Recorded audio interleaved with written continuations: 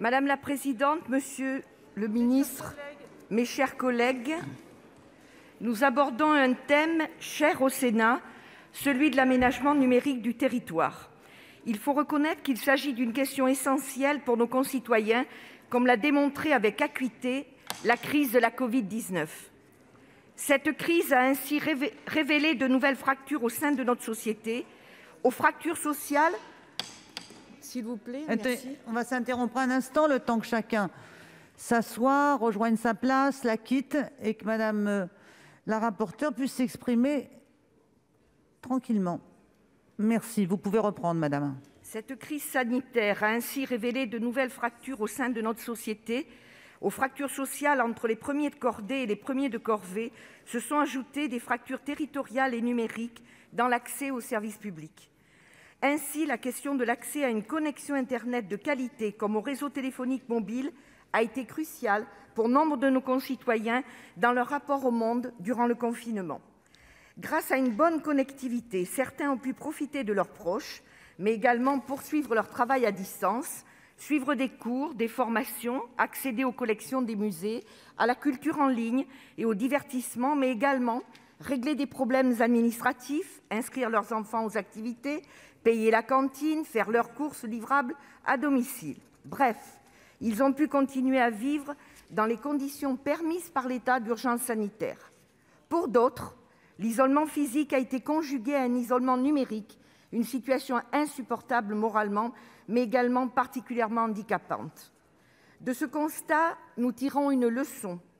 Les réseaux de télécommunications sont à l'image des réseaux des communications au XIXe siècle, un levier puissant d'aménagement du territoire et de désenclavement, un outil d'intégration au monde.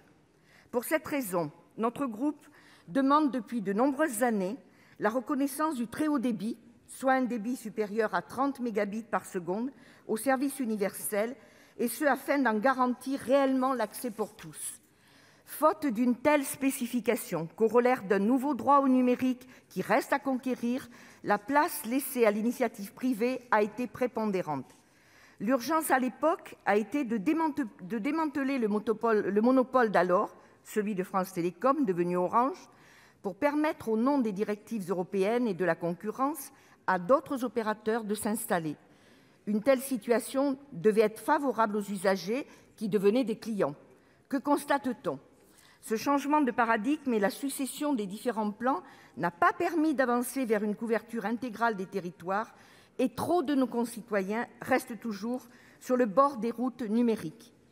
Alors que le plan France Très Haut Débit, adopté le 28 février 2013 par le Gouvernement, a posé l'objectif d'une couverture intégrale du territoire en très haut débit, initialement d'ailleurs défini pour 2022 puis repoussé à 2025, nous en sommes malheureusement encore loin. Avec ce plan, 80% de la population devrait être directement reliée à la fibre optique. Ce plan très haut débit prévoit ainsi de mobiliser les acteurs privés et publics pour un investissement total évalué à hauteur de 20 milliards d'euros. Pour ce faire, le territoire est coupé en deux. Sur le territoire le plus dense, représentant 57% de la population, les opérateurs s'engagent à déployer des réseaux de fibres privés mutualisés de très haut débit dans le cadre de conventions signées avec l'État et les collectivités concernées. Le déploiement des réseaux privés nécessite un investissement des opérateurs de 6 à 7 milliards d'euros. Mais pour le reste du territoire, qui représente 43% de la population, mais 90% du territoire, 90% du territoire, mes chers collègues, autant dire l'essentiel de notre pays. Les collectivités territoriales sur ces territoires-là créent des réseaux publics, les réseaux d'initiative publique ou RIP. Ceux-ci sont aujourd'hui frappés d'une faiblesse qui tient à la difficulté, une fois même le réseau créé, de trouver des opérateurs pour s'y inscrire. Ainsi, dans les RIP, seuls 26% des prises installées bénéficient de l'offre de plus d'un opérateur. Par ce découpage, le plan entérine et poursuit un schéma bien connu dans lequel on privatise les profits et où l'on socialise les pertes.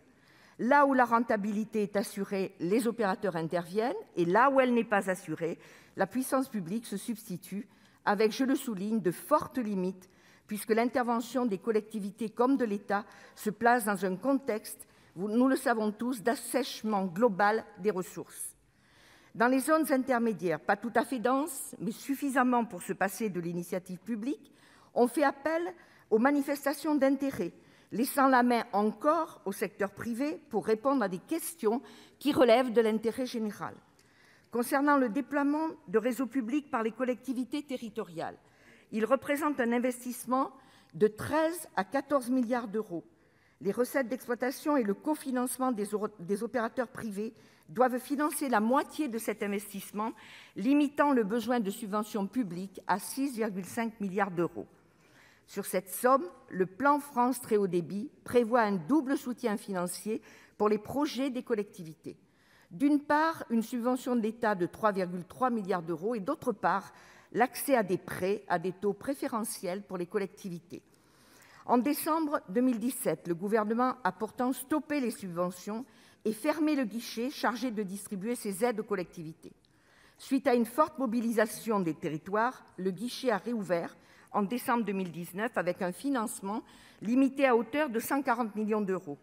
Dans la loi de finances pour 2020, ces sommes sont même passées à 440 millions d'euros. Le Sénat a obtenu, lors de la 3e loi de finances rectificative, une rallonge de 30 milliards d'euros et le plan de relance, dans le cadre de la loi de finances pour 2021, prévoit aujourd'hui de nouvelles autorisations d'engagement à hauteur de 240 millions d'euros. Autrement dit, en cumulé, en ajoutant ces autorisations d'engagement supplémentaires aux crédits dégagés sur les RIP antérieures, ce sont ainsi 550 millions d'euros qui sont aujourd'hui mis à disposition du plan France Très Haut Débit. Une somme qu'on ne peut pas nier augmenter, mais qui reste en deçà des besoins, puisque selon l'Observatoire du Très Haut Débit, il faudrait environ 800 millions d'euros pour atteindre nos objectifs. Par ailleurs, dans un rapport du 31 janvier 2017, la Cour des comptes estimait que le projet devrait dépasser la durée et le budget initial pour passer de 20 à 35 milliards d'euros et s'étaler jusqu'en 2030, ce qui ouvre encore de nouvelles questions de financement. Considérant des chiffres qui restent très décevants, puisqu'aujourd'hui, seulement un peu plus de 50% des locaux disposent d'une couverture en très haut débit, nous considérons qu'il convient de changer de modèle. L'effort public doit être réévalué de manière globale afin de redonner un cadre à l'investissement et à l'action publique en faveur de l'aménagement numérique des territoires. L'intervention publique de l'État ne peut se limiter à une politique de guichet ou des appels à manifestation d'intérêt, encore moins à des enchères publiques comme avec la 5G qui pose pourtant tant de problèmes éthiques et politiques, comme l'a souligné la Convention citoyenne sur le climat. L'intervention privée doit donc être mieux encadrée. La loi dite Élan a en ce sens marqué des avancées. Une clause fibre a ainsi été insérée permettant à l'Arcep, après mise en demeure sur le respect d'obligations de déploiement résultant d'engagements pris, de sanctionner l'opérateur à hauteur de 1 500 € par local non raccordable pour un réseau filaire ou 3% du chiffre d'affaires. Pour autant, force est de reconnaître que ces dispositions n'ont fait l'objet d'aucune mise en œuvre, alors même qu'à la fin du premier trimestre 2020, Orange et SFR n'avaient pourtant rendu respectivement que 67% et 75% des sites des zones AMI raccordables. Je crains donc que ces mesures soient assez peu dissuasives. La question des modalités de construction et de gestion des infrastructures numériques reste ainsi entière. Elle est prioritaire. Pourquoi permettre aux opérateurs privés d'être propriétaires des infrastructures dans les zones denses et rentables et les exonérer de cette obligation en zones non rentables ? Pourquoi ne pas avoir soit séparé partout les infrastructures et les activités d'opérateurs, à l'image par exemple du rail, soit conserver un modèle unifié qui aurait permis de basculer, grâce à la rente du cuivre, au fibrage de l'ensemble des territoires. Nous sommes aujourd'hui dans un modèle hybride, inopérant pour remplir ses missions d'intérêt général. Nous considérons ainsi qu'il est nécessaire de créer un opérateur national, propriétaire des réseaux et dont le financement sera assuré à la fois par les opérateurs, mais également par l'État. Il s'agit de doter cet opérateur de ressources mutualisées, pourquoi pas au travers d'un fonds dédié alimenté par les entreprises sur leurs bénéfices, souvent considérables et si souvent décriés comme le résultat d'ententes.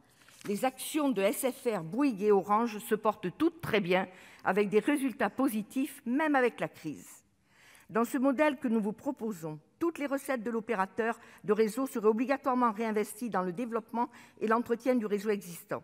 Il s'agirait ainsi de permettre la mutualisation des recettes des zones denses pour couvrir les besoins des zones moins denses, ce qui serait une avancée considérable. Rappelons pour finir que la Commission européenne a fixé pour 2025 l'objectif d'une couverture totale des locaux à 100 mégabits par seconde, soit la mise en place de la fibre jusqu'à l'ensemble des abonnés. La France se doit donc de créer les moyens d'atteindre ces objectifs pour éviter le renforcement de fractures territoriales par de nouveaux déserts numériques, alors même que le droit au très haut débit doit être garanti pour l'ensemble de nos concitoyens. Merci.